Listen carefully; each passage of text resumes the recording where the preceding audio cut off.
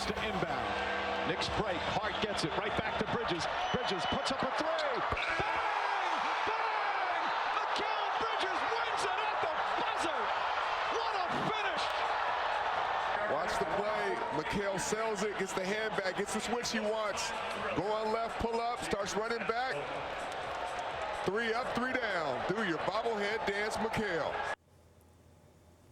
Maybe the best moment of Mikal Bridges' Knicks career so far. What a huge shot that was. The Knicks are coming home after a 2-3 road trip. A road trip you might have thought would go a lot worse after Jalen Brunson got hurt that first game out west. So let's talk some Knicks basketball. For that, we welcome in CP the Fanchise, the creator of KnicksFanTV. CP, always great to have you. Thanks so much for coming on.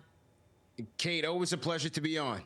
All right, we're going to start with the captain. Jalen Brunson goes down. We're all thinking doom and gloom. But after that Clipper loss, 2 huge wins in Sacramento and Portland before a tough 3-point loss last night in San Francisco to the Warriors. How important were those 2 wins to kind of stabilize things? Very important, Kate. It's always tough to go out on the road, and especially out west, close to the end of this season, and especially without Jalen Brunson. But in his absence, you saw guys stepping up. As we intro the show, Mikal Bridges, 33 points in that game against Portland, including the game winner in an exhilarating overtime victory. He's averaging 19 points per game over that stretch. I believe OG Anunoby has been playing very good basketball, averaging 21 points per game on 37% shooting from 3. And Miles McBride stepping in Jalen Brunson's absence. Miles McBride is also shooting the ball well. And most importantly, Kate, this Knicks defense has been improving. They are the 3rd-ranked defense in the NBA over this 5-game West Coast trip. And so even without the captain, this gives the team a chance to recalibrate as they head into the playoffs. Couple of things I want to ask you about from last night's game. First, the scene where we see Josh Hart and Coach Tom Thibodeau screaming at each other. Now, is this an issue, or was Richard Jefferson right saying on the broadcast it's 100% normal?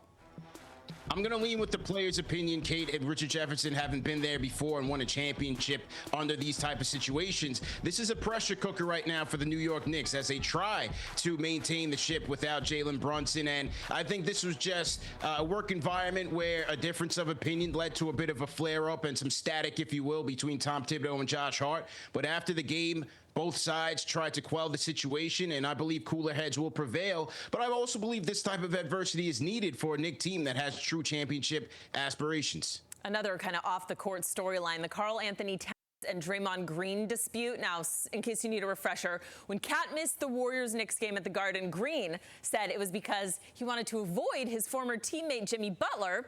Cat said he attended a funeral. So is this a big deal? Notice all his teammates dapped up Green while Towns was pretty quick to leave the court after the game.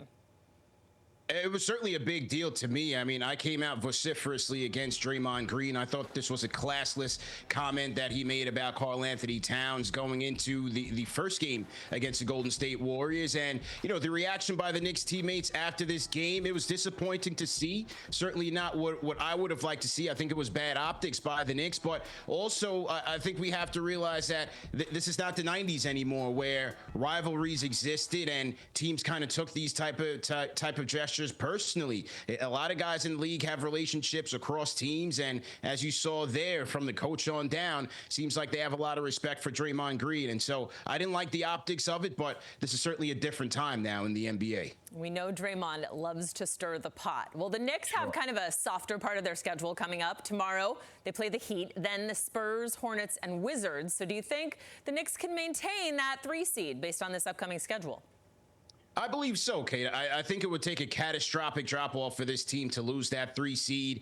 They have 4 games up on the Milwaukee Bucks, who sit in the 4th seed, 16 games left. And circle this date, March 28th is when these 2 teams will play again. And so, you know, these 2 teams will square up. But the most important thing here is, Kate, is that the Knicks have already won the regular season series against the Milwaukee Bucks. They've already won 2 out of the 3 games. And this is why regular season games are important. So I believe the Knicks should be okay in this 3rd spot. As far as strength of schedule, they're about middle of the pack in the NBA, ranked around 14th or 15th in terms of opponent in terms of opponent record. So I believe the Knicks should be okay until Jalen Brunson comes back. Okay, and speaking of that, CP, Jalen Brunson still a couple weeks away from getting back on the court. What would you do? Would you hold him out until the playoffs to be on the safe side?